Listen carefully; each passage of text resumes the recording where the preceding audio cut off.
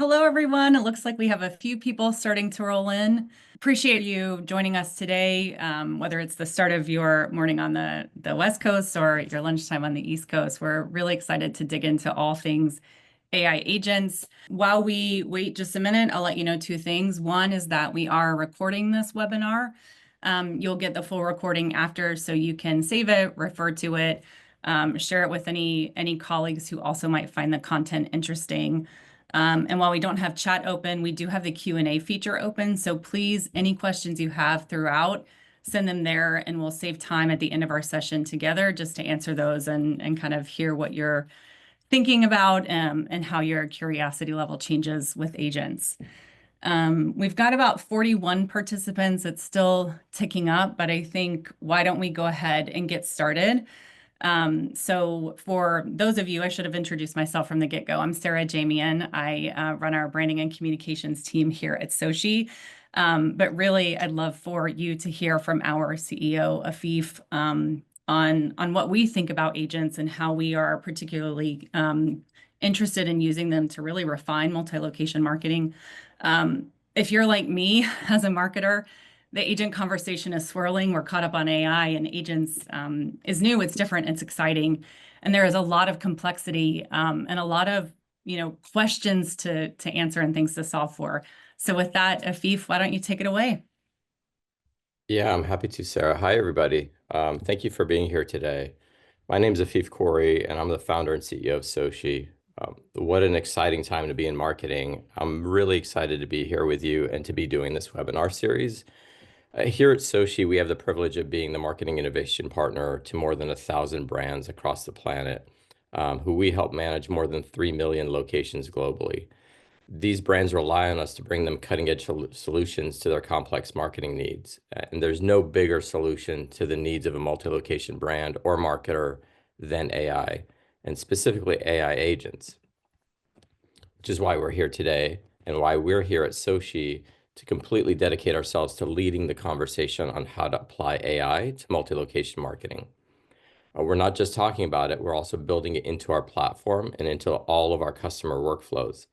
So congratulations to you. Just by being here today, you're committing to your own transformation into becoming marketers of the future, marketers that will outperform your peers in years to come by embracing an AI-driven mindset. So let's go ahead and get started.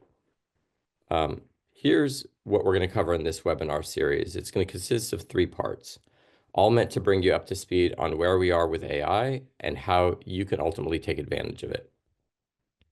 First, in today's part of the series, we're going to start by giving ourselves some context by briefly covering some of the digital marketing history that got us here, then taking a look at the evolution of AI before finally shifting our attention to defining what an AI agent is specifically. This phase of AI, the AI agents that we're in now, is the phase that has the greatest potential of being incredibly impactful to your business. So we'll spend most of it on the agents. In part 2 of the series, we're going to dive deeper into the how of how multi-location enterprises can use AI agents and take advantage of this incredible technology. And finally, in the last part of the series, we're going to introduce you to Soci's solutions, Soci's genius agents, and our digital workforce, and share the vision and the roadmap for how our agents are being built to ultimately solve some of the largest problems that you all face in marketing today. So, Sarah, if you give me the green light, if we have enough people, I'll go ahead and get started with part 1. Let's do it. Thanks. All right. Okay, so without further ado, let's dive into what is an AI agent. Now, I'm a believer that the best way to understand where we are is to know where we came from. So we're going to start with a little bit of context and history. As this slide states, we're absolutely at an inflection point in digital marketing. Artificial intelligence is no doubt going to be one of the most transformative technologies in our lifetime. Put simply, it's going to change how things get done, but also define what's possible. Because of how transformative this technology is, the consequences of not adopting it will be extremely high. How high? Well, consider that if you look back 25 years at the Fortune 500 back then, more than 50% of them do not exist today. Companies like Blockbuster, BlackBerry, Toys R Us, Kodak, and others, have all but completely vanished, in large part because they didn't shift with the times and with the previous inflection points. So before we dive into AI, let's quickly look at some of the major inflection points in digital marketing that got us here today. Let's start by going back to the late 80s and early 90s. This is one when, thanks to a gentleman named Al Gore, the internet was born and we moved into the digital revolution. By the way, some of you are old enough to get that joke, others may not. Al Gore took credit for delivering the internet. He did not, in fact, do that. But the impact was that businesses were marketing on traditional mediums like newspaper and television, and suddenly realized that consumers had a new medium in which to find more information about a brand or a product.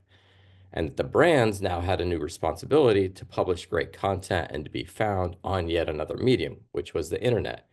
And with that, digital search and search optimization was born. Then in the 2000s came the social media revolution. This marked the birth of the two-way conversation. You see, up until then, the brands were just publishing content to be consumed in one direction. But with social media and review sites, the customer now had the ability to communicate back with the brand, bringing with it a surge in reviews, feedback, direct consumer interactions online, etc. So now the brand not only had to manage their presence and optimize for search on numerous search engines, but also their social media and review sites presence as well. Then we get about 10 years later to the 2010s. Smartphones became the primary method of accessing the internet. In fact, the smartphone surpassed the PC on how we were accessing the internet. So now we're on the go trying to find things, and so we called this the mobile revolution. And with it, all of our online attention and engagement went local and in real time. This localization of marketing meant that suddenly every location had to manage its search, social reviews, and review sites. So now instead of just managing it nationally, you were literally managing it at every single location. The mobile revolution caused chaos, as some of you now found yourselves needing to manage hundreds or thousands, or in some cases, tens of thousands of digital interactions. Fast forward again, and here we are, mid-2020s. Your children will refer to this as the AI revolution. Just like before, AI isn't just a new tool, it's a new channel, it's a new solution, it's a new way of life that's at every location. It will both create new challenges as consumers come to expect things even faster and more accurate across more channels, but it will also become the solution of how you can finally scale your operations to meet those needs and to optimize for all of your channels at every single location.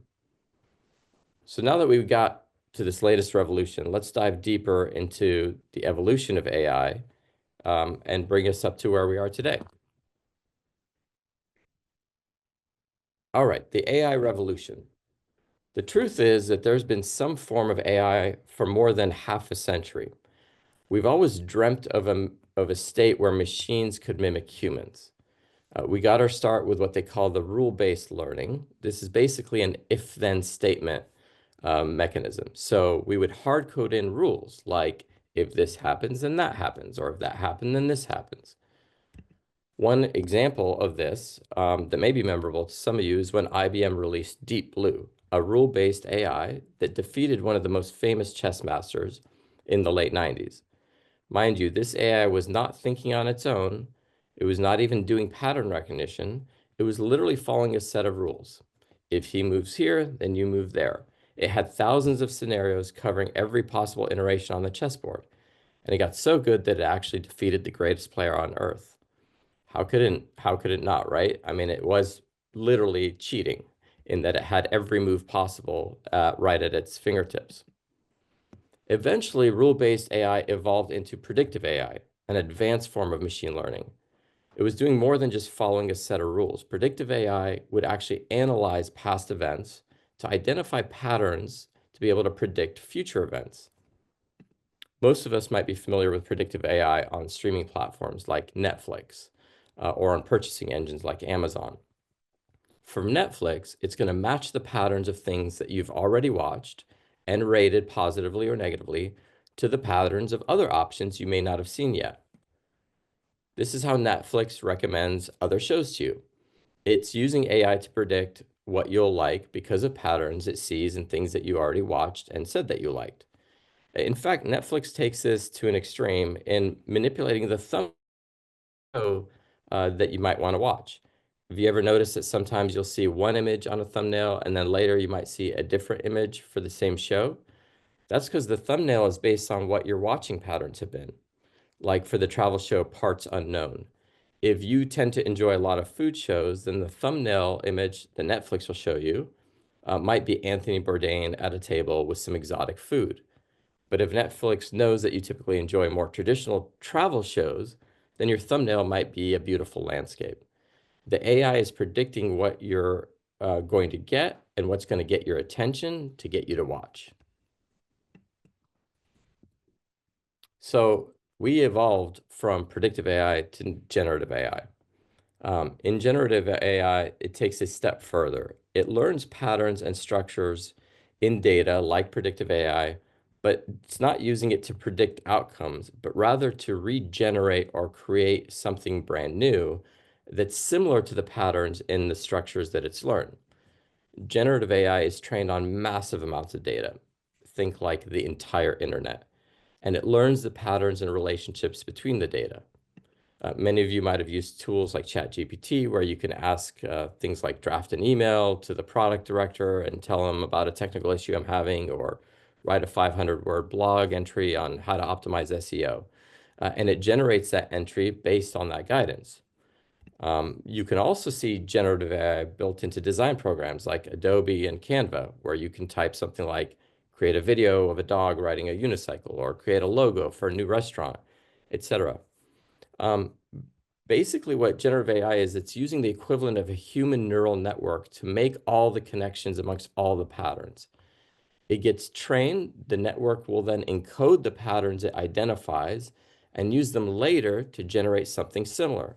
So basically, what it generates upon being prompted is very, very similar to what it's already been trained on. Remember that in this stage of AI, it's not actually independently thinking. It's basically regurgitating in a unique way a mashup of what it's already learned from all the data that's been provided to it. So when you get something written, you're actually getting a lot of what's already been written brought back up in a more unique way. Um, but generative AI does require prompts and inputs from a human. You can tell it what you want with great specificity, and it generates or creates what you're looking for. But it's only going to do the specific things that you ask for. So if you want an image, you ask for an image. If you want written text, you're going to ask for the text.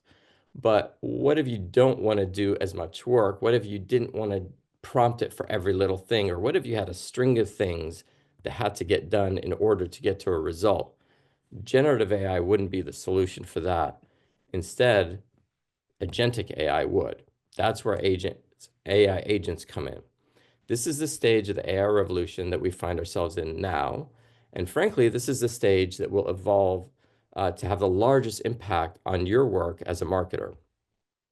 So unlike generative AI, you're not prompting an AI agent to create a specific output for you, like an essay or an image.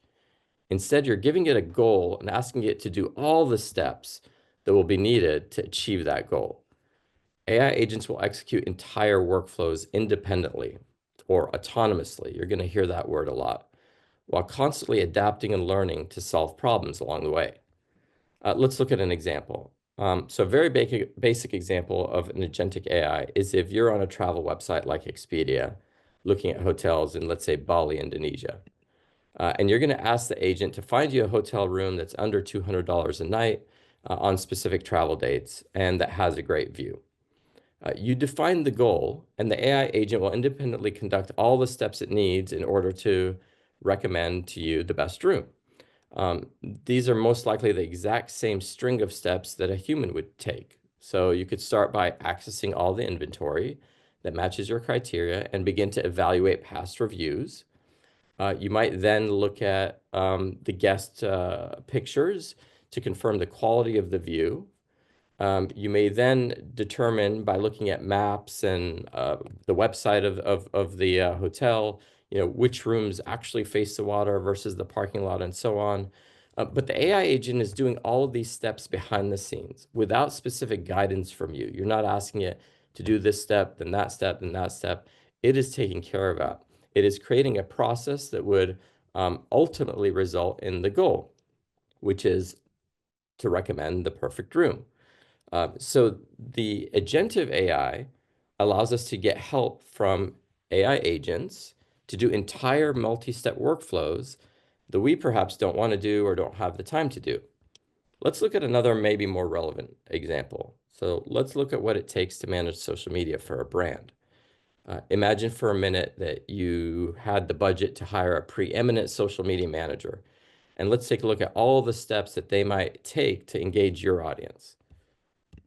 So first, you need to find trends and look at trend data. For this, you might go to Google Analytics. You'll literally go into the site, research relevant trends in your field, review them, and determine what topics are most engaging. Then once you find your topic, you'd have to go do some research on that trend. Here, you're going to go surf the web, learn as much as you can, write something up. When it's time to write something up, to do the writing, you might ask GPT to do the writing. You then need an image or a video, so you might ask Midjourney to create the image or Runway to create the video. Then you're going to go into the Post Creator tool, either like in Sochi or even into the network to go upload the image, upload the text. But you're not done there. You have to look at the performance analytics to research the best days and times for the post. You have to repeat steps 1 through 7 in order to schedule multiple posts into the future. Once you post them, you have to track the engagements on the various networks. Once you have engagements, you have to respond to those engagements. Then you have to look at the analytics again to decide which post you want to boost. And ultimately, you're going to look at all that analytics to see, well, what actually worked and what didn't work. This is 12 steps and would take hours. And as we saw, generative AI was only suited to accomplish 1 or 2 parts of this. But AI agents are built exactly for this. You give it your goals, you train it to sound like you give it access to tools, you clone it 1,000 times to be present at every location, and it literally takes on every one of these steps at every location and executes the entire workflow. That's the difference, and that's what can turn AI agents into a digital workforce for your brand. So the AI agent really is software that's going to do work for you from beginning to end and complete entire workflows. Now, you're starting to hear more and more about agents, right? You probably, if you're tracking some of this news, you've seen that HubSpot is putting out some agents. Salesforce launched agents to help scale their workforce. Microsoft has unveiled some of its autonomous agents that will compete with Salesforce. Salesforce did a deal with Google, so on and so on. You're even seeing some brands start to put out agents. And while we're just at the beginning, this technology is going to move really fast, and early adopters will absolutely be rewarded. Soon, these agents are going to transform entire industries. There's so many industries that the agents will touch and transform, from manufacturing to healthcare, education to legal. There's really no end to the power of where an AI agent can really go and help complete entire workflows. And while we're early in all of these, there are 2 areas that I think we're going to see AI agents almost immediately. The first one is customer service and support. We're talking about complex interactions and troubleshooting, customer issues, everything you've ever had to call or email a customer care representative about and had to wait for them to find the information or to talk to someone can now be done by an agent. Once trained, it can track orders, issue refunds, answer product questions, etc., all really without human intervention. The other one is, of course, marketing. We saw the agent take over the management of social media a minute ago, or the possibility of that. It could respond to reviews, optimize ads, increase your search ranking, and it could be anywhere in the world at every single location, executing millions of times without rest, which makes it perfect for multi-location marketing. So let's take it a step further. For the rest of this conversation, we'll take a closer look at what specifically an AI agent is, how it works, and how it's trained. As for what AI agents are, unlike traditional software, which is mostly tools that we as humans have to walk up to and use, AI agents can operate as our partners. They're operating autonomously. They're going to learn from us, then they're going to learn from experiences, and they're going to adapt their behavior over time to get work done. They can think, they can make decisions, and they can act on their own. And unlike traditional AI, like generative AI, that needs human input, ultimately AI agents just need an objective, and they'll figure out the best way to independently get to your goals.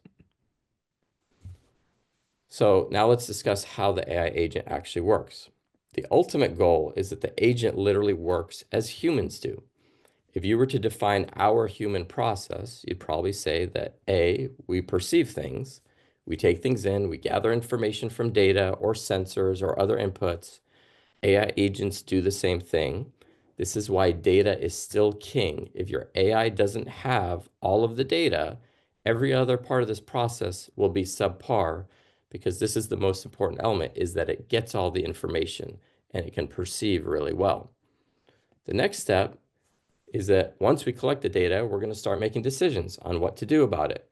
As humans, we're going to analyze our options and decide on our actions.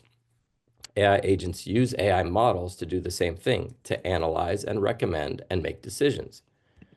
After that, we're going to have, once we have our course of action decided, we're going to actually take those actions. AI agents are going to do the same thing. They're going to use tools to complete tasks. But just like with humans, having the tools at their disposal is a limiting factor for an AI agent. It has to have the tools available to it in order to take the action. This will be important later as we look at how multi-location marketers can use AI agents. But if the AI doesn't have all the tools, then it can't take the action. So if data was king, the tools are queen. You need a full agentic environment and system that provides all the data and all the tools. We're going to circle back on that. But finally, once you've taken all the actions, we usually learn from it. We learn from what happens. Same with the AI agent.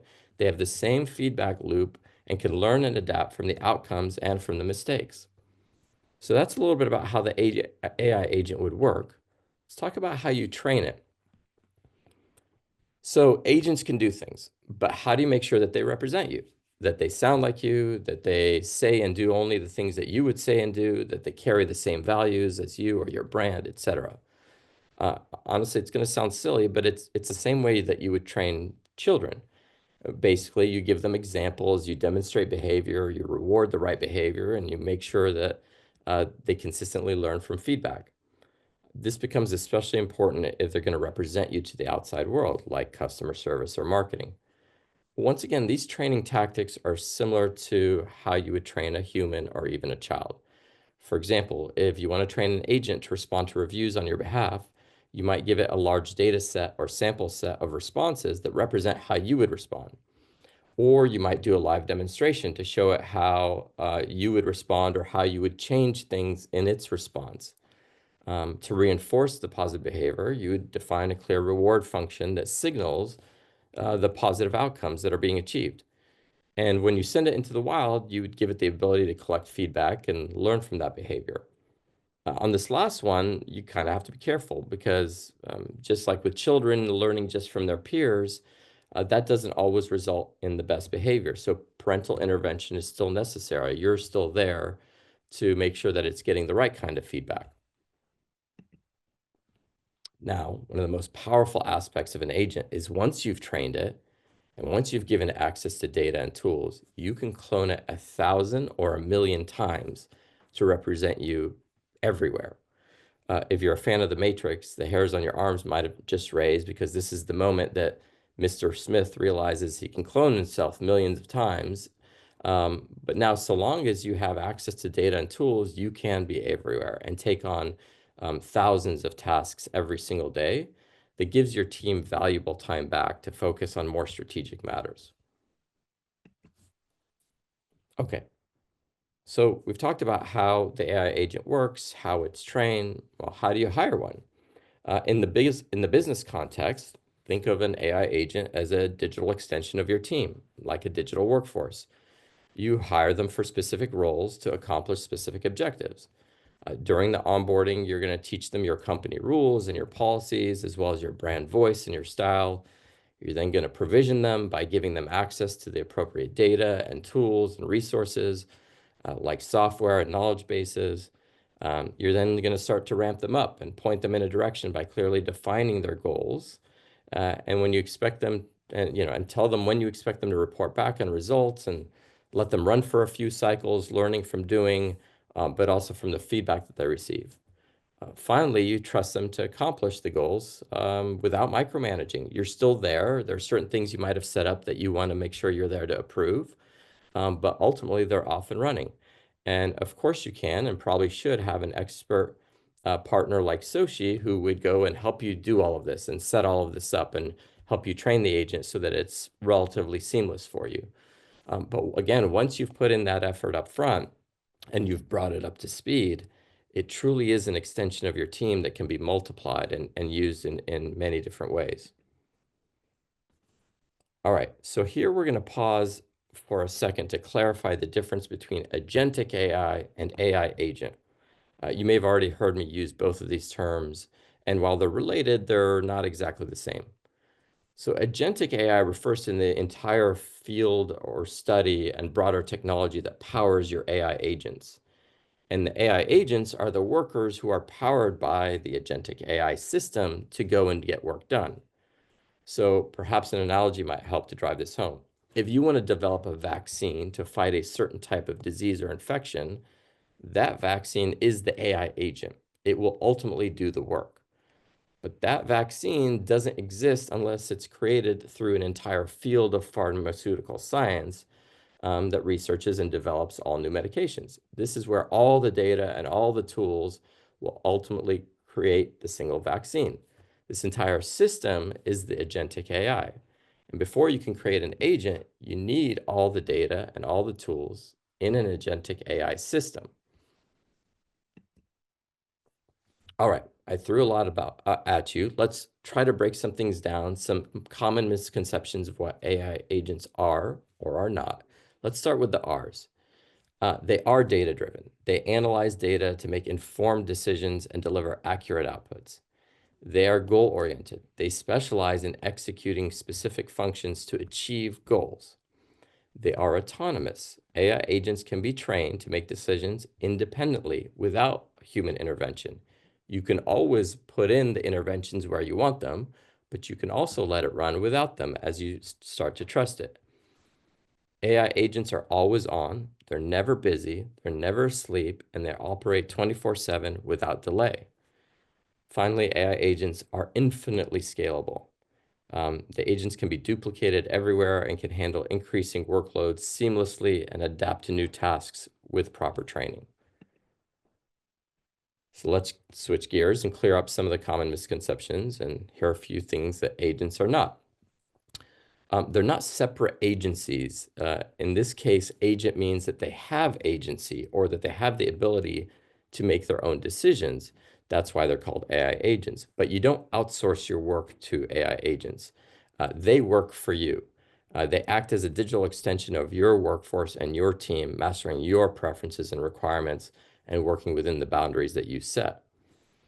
Agents also aren't rogue operators. You're always in control. You set the guardrails by defining their permissions, what they have access to, when they have to stop and bring in a human before acting. You can also define when they have to deliver reports and when they have to check in on their work. AI agents don't replace humans. They're certainly designed to take on tedious, repetitive, and time-consuming tasks for you or for your local locations, but that way you can be freed up to do more, or those people can be freed up to do more, like focus on innovation, creativity, or on customers, inventory, whatever your business might be. AI agents are not all-knowing. In fact, they're only going to know what you give them access to. So if they have limitations or data gaps, they might make decisions that aren't ideal. That's why data and access is very important. Finally, along those lines, AI agents aren't instant experts. They can make mistakes and learn from those actions. Over time, with training and experience, they'll become the best at what they do. But like any new employee, there's going to be some things you have to monitor up front. The good news is once you correct an agent once, you'll never need to correct it again. And once you correct one agent, that correction will be done across all of your agents, wherever you've deployed the agents. Now, just like the inflections in marketing, the AI revolution itself, agents are also going through their own inflection points in their own maturity curve. Um, with agentic AI, the space is still maturing. So to illustrate that, we're going to name three stages of maturity: early, developing, and mature. So early is where a lot of organizations are playing right now. This includes AI agents that can analyze data, make decisions, complete workflows with inputs and approvals for humans. So if we look back at the Expedia example that I walked through, that was based on your specific inputs. And based on that, the agent found you a room with a view. But once it found it, the human still had to review the recommendation, pick the one that it wants, and manually complete the payment process for it, right? So it got you to a certain part, it got you through a certain workflow, but it still required humans to intervene. In the developing stage, AI agents can complete multiple workflows and execute on their own, including approvals that were previously left to the human. They can report the results and show their work and the decision-making process. But if we go back to our example, instead of asking it for just a room in Bali, now you tell it, hey, I'm traveling to Bali from May 5th to the 12th. My budget's $5,000. Book me a flight, a hotel room with a view, a mid-sized car, etc. And the next thing you know, you have booking confirmations for all of those things because it's gone through all of those steps and it's actually gone through and made the payments and delivered you the booking confirmation. Now, at the mature stage, humans simply provide a goal or a target, and the agent determines the workflows and the actions that it needs to hit that goal. This is where the AI agent becomes incredibly powerful and beneficial.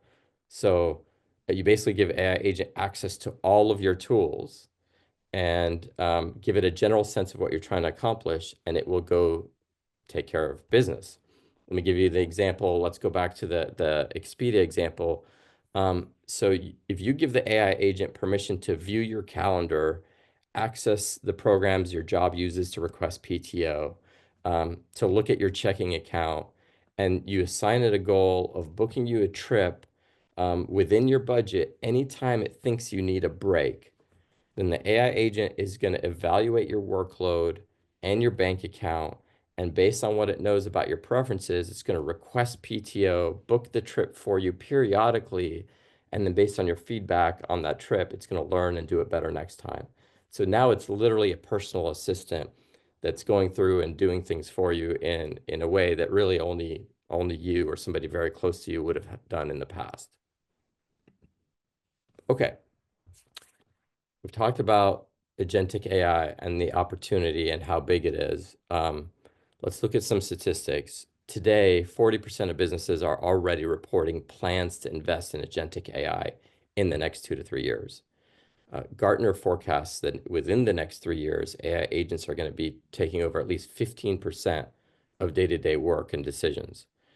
And 90% of businesses say that they expect agentic AI to impact their competitive advantage within the next 5 years. This shows you that this is the future and it's all going to happen in the next 5 years. The question that each organization will want to answer is whether they want to be on the early part of that or towards the end of that, and what the impact might be if the competition adopts sooner. To be honest, these statistics that talk in 2 year, 3 year, and 5 year increment, I seriously doubt them. The the rate at which AI is moving and ultimately will get adopted, I believe, will be much faster. I don't think 5 years is the amount of time to wait. I think within the next year, a lot of businesses and competitors will start to adopt these workflows and these agents to go get more done and to gain a competitive advantage. All right. I know I've thrown a lot at you, excuse me. Let me try to summarize some of it. First, traditional ways of doing things are dead. We will come to rely on agents to do menial, time-consuming tasks to allow us to focus on more strategic matters. AI agents won't replace the employee, but the employee and frankly the organizations that learn to leverage AI agents will replace the employee and the organizations that don't. Marketing leaders of tomorrow won't be the ones with the biggest budgets or the biggest teams. They're going to be the ones that embrace AI as a true workforce multiplier. And software as we know it, i.e., as a tool that we have to walk up to and do things to, will become obsolete.